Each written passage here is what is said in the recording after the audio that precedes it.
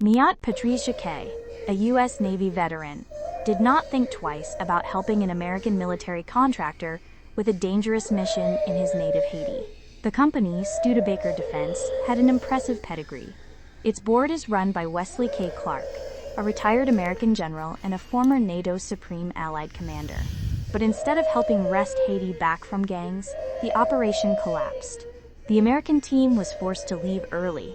A cache of Arkansas 15-style rifles was stolen, and 7 months ago, 2 people working with the team, including Mr. Jacquet, were abducted, remain missing, and are most likely dead. Suspicion has focused on corrupt police officers, according to 2 high-ranking Haitian police officials.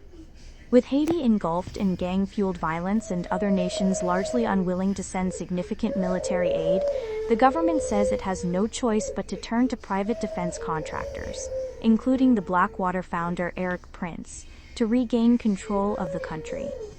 But the aborted Studebaker mission, and the abductions and possible killings of a police officer, Steve Durousseau, and his Haitian American cousin, Mr. Jacquet, an assistant hotel manager in Haiti who worked with Studebaker, underscores the complicated risks of private military contract work in a country where graft, killings, and kidnappings are rampant. This account is based on interviews with diplomats, 2 high-ranking police officials, a senior Haitian government official, the victims' relatives, and other people familiar with the case.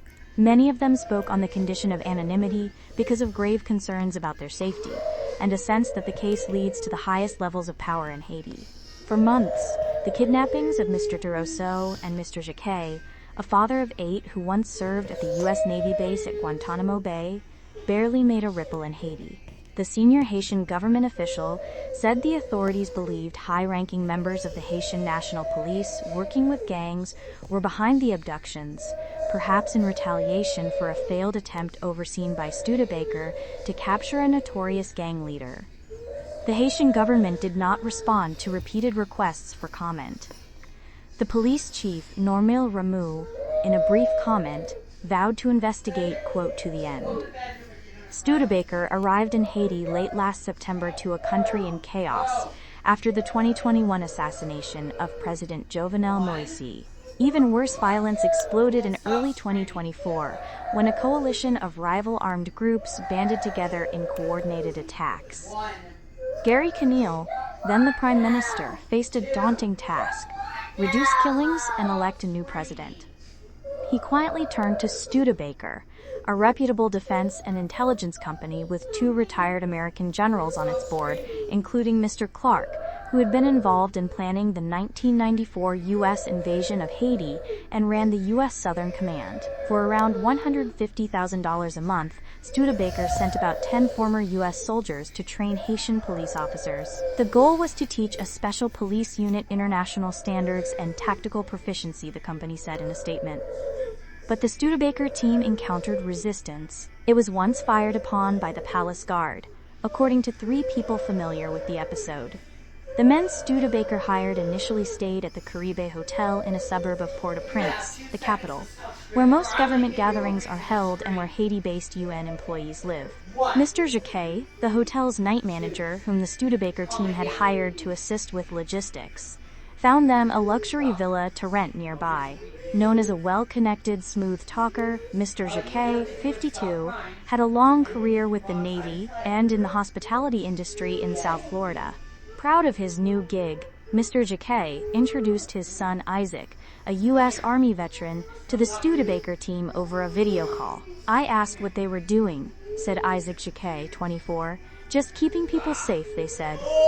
Mr. Jacquet found Studebaker a compound with 3 apartments to rent for about $10,000 a month, hired a cook, secured armored cars, and enlisted his cousin, Mr. Durousseau, a Haitian police officer assigned to prisons, to drive and serve as Studebaker's police liaison. The company's team trained a special unit that cleared 2 gang-controlled compounds, leading to the recovery of weapons, equipment, and police uniforms, according to an after-action report by Studebaker that was reviewed by the New York Times. The Studebaker team also oversaw an attempt to capture or kill a gang leader, Vital Homme Innocent, according to several people familiar with the operation. The gang leader, who had a $2 million bounty on his head, escaped. Studebaker's report said the police hesitated, and word got out that private mercenaries were operating in Haiti. A presidential council that runs Haiti in the absence of an elected president accused Mr. Conille, the prime minister, of hiring Studebaker without authorization. He was fired, and so was Studebaker. Less than 2 months after arriving in Haiti, Studebaker was asked to initiate a strategic pause in its operations, the company's statement said. What happened next is murky. Studebaker said that its team left the country and that the police issued weapons assigned to them were secured in locked containers and, quote, officially transferred to the police liaison. The head of the Haitian National Police was notified that the guns were at the villa, Studebaker said. But, according to the Haitian police, Mr. Jacquet's family and others who have been briefed on the case, that is not what happened. The weapons were secured at the villa, but Mr. Jacquet removed them after the lease expired, the landlord said. Mr. Jacquet put cases containing 9 Arkansas 15-style rifles in the back of his armored BMW SUV, which he parked at his house. The family said the plan was for Mr. Duroseau to return them to the Haitian police, but it was unclear why he did not do so immediately. There is no indication that Mr. Duroseau or Mr. Jacquet did anything illegal, like try to sell the weapons, the police officials said. All assigned defensive equipment was secured and officially transferred to the designated PNH, Haitian National Police, liaison prior to the temporary departure of our personnel, in coordination with our logistics provider, the Studebaker statement said. In other words, even in Studebaker's version of events, a hotel night manager and his police officer cousin wound up with highly sought-after weapons that are worth up to $72,000 on Haiti's black market. Guns are so valuable that about 1,000 firearms have been stolen from the Haitian police inventory in the past 4 years, according to the United Nations. Studebaker left Port-au-Prince on November 21st, and Mr. Jacquet cleared out the weapons from the villa on December 10th, according to the housekeeper. After spending the weekend working at the Caribe, Mr. Jacquet got home on Monday, December 16th, to some very bad news. His house watchman told him that 3 days earlier, gunmen dressed in police uniforms attacked him, broke into the BMW, and took the weapons, according to the 2 Haitian police officials. The same day the weapons were stolen, Mr. Duroseau went missing. Mr. Duroseau, a married father of 2, was a 16-year veteran of the police. He has not been heard from again. Mr. Jacquet was in a panic. Not only were the rifles gone, but he could not get a hold of his cousin.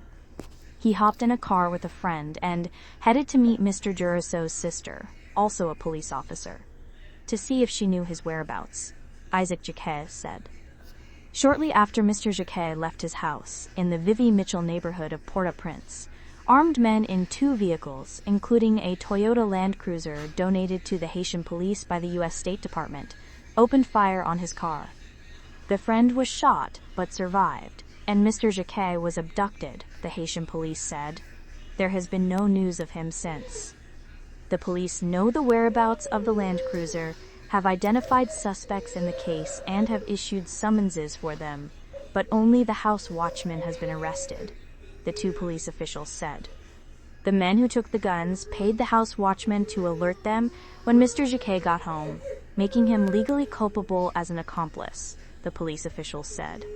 Donated vehicles are generally equipped with trackers, but it is unclear whether investigators have the location data for the days of the weapons theft and kidnappings.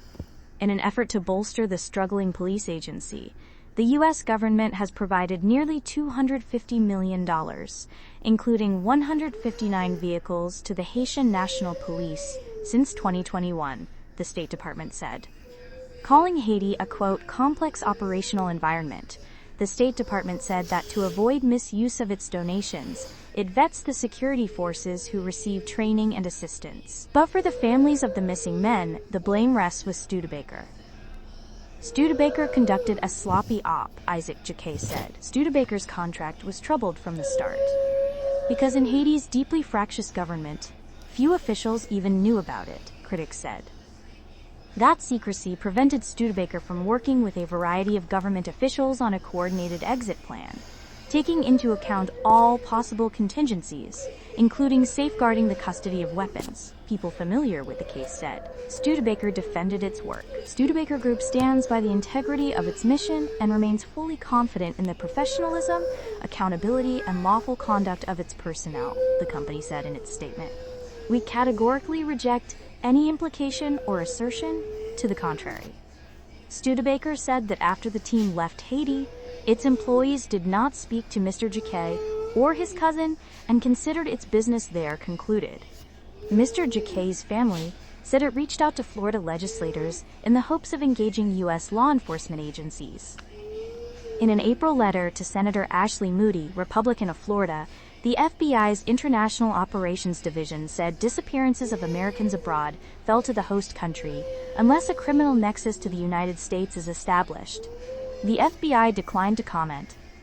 Security and international experts who followed the case said the episode reflected the challenges Haitian officials face as they lean more heavily on foreign defense contractors. A major problem is holding private security firms accountable for their actions, said William O'Neill, the UN's human rights expert for Haiti. While these firms are bound by international human rights and humanitarian law, enforcing these rules has been a major challenge. Leon Charles, a former Haitian police chief who is Mr. Jacquet's cousin, said Studebaker should have maintained better control of the weapons. They made a mistake. They were careless, Mr. Charles said. Those guns are very tempting in Haiti. Mr. Charles said U.S. law enforcement should be doing more, particularly because Mr. Jacquet was helping an official mission paid for by the Haitian government. He is an American citizen, he said. They need to find out who did it.